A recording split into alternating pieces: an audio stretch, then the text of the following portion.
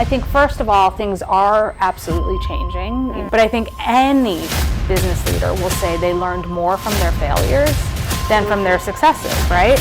Every day I wake up wanting to learn, being curious.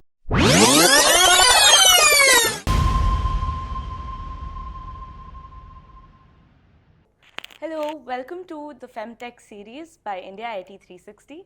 This is in association with CyberArk. Hi Amy, thank you so much for taking out the time to join us today. Happy to be here. Can you tell us something about your journey so far with CyberArk? And I know you have a wonderful career so far, so if you could highlight a bit more.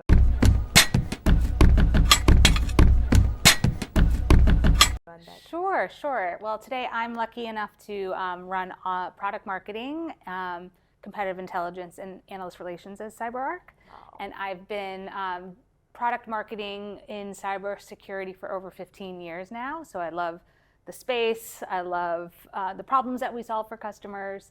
But my journey was definitely atypical. I have an undergrad degree in fine arts, and I was a professional dancer. Wow, nice. And after doing that for some time and feeling very lucky to be able to do what I loved, I retired.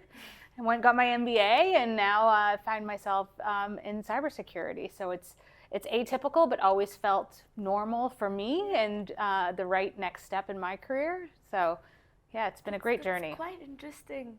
And now that you've entered cybersecurity and you have a team of your own, a few years have passed, what strategies help you overcome systematic barriers of, say, microaggression? Yeah, I think as a woman leader in IT, but specifically in cybersecurity where there are far fewer women, I think first of all, things are absolutely changing. We can see that occurring.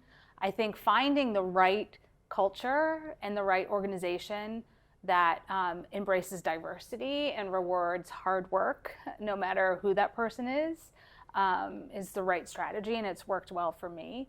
And I think, focusing on the work, focusing on solving customer problems, focusing on being a good leader has always been sort of my mantra, and letting the things that aren't important just slide away. But also finding mentors and people in your career that can advocate for you and feeling empowered to be able to speak up and speak your mind is something that is important. All right. And so one thing that, I completely resonate with what you just said is knowing where to lead and knowing when to just let go of a few things. So talking specifically about leading, how do you think leadership or leading related activities today can form better allies for developing more women leaders? Yeah, I think showing the way is really important. So we just had this wonderful panel conversation with women leaders, and being able to advocate for yourself, being able to step into projects, stretch assignments, being able to, again, say yes to things that stretch you as a professional, show the path to others behind you, and again, being able to advocate for oneself.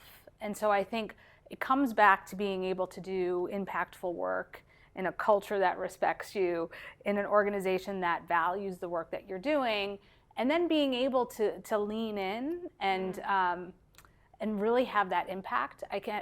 The reason why we do that obviously is for ourselves, but we do that for the women and girls that are coming behind us. This topic of being able to market yourself, being able to feel proud and talk about the work that you've done without feeling like you're being pompous. We do that so we can embrace that for the women that are going to be behind us as well. That's very interesting. But so then the question comes of how does one be there for themselves? Because a lot of times, especially with women in tech, what happens is that we're always constantly doubting ourselves, and we always need to be right because we have to show to the future generation that, see, women can do this and things like that. So then how does one deal with imposter syndrome? How does one do that? Yeah, I think first and foremost, knowing everybody feels imposter syndrome. Like everybody in the world has a sense of imposter. It's a human condition. Now, I think research has shown that women tend to feel imposter syndrome more and be less likely to raise their hand for the next promotion until they feel 100% ready, right? And so there are some gender differences there.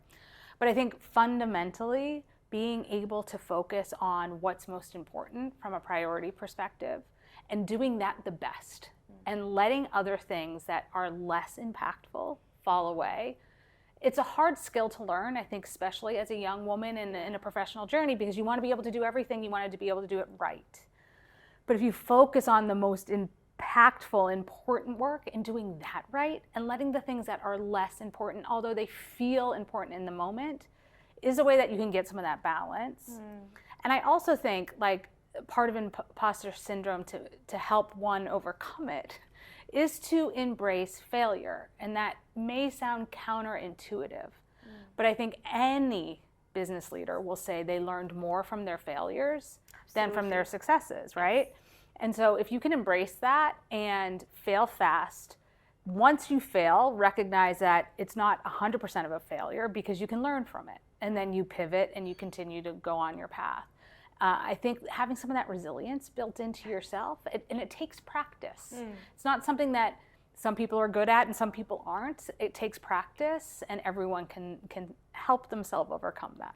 Fail fast, move forward, something like exactly, that, right? Exactly. Yeah. So at IndiaIT, actually, this was something that started during COVID, and completely similar story for the first one. It was started by my dad, and we failed for the first two and a half years. We failed to crack the code to it, and then I would always go back thinking, as a young woman, I would be like, oh, maybe I don't know what I'm talking about. So I would just keep quiet. And the plan that actually worked out well for us, thanks to the Lord, of course, is the one that I had. Amazing. So, Amazing. Only if I would have, spoken sooner.